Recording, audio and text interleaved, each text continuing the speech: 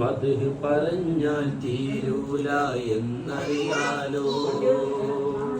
ആ മദദില്ലാതെ ഫലമില്ല എന്നറിയാലോ. മദ്ഹ് പറഞ്ഞാൽ തീരൂല എന്നറിയാലോ. ആ മദദില്ലാതെ ഫലമില്ല എന്നറിയാലോ.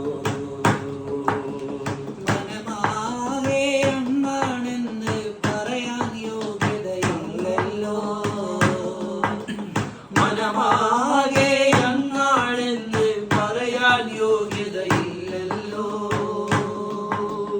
യോഗ്യരല്ലേലും ചേർക്കൂ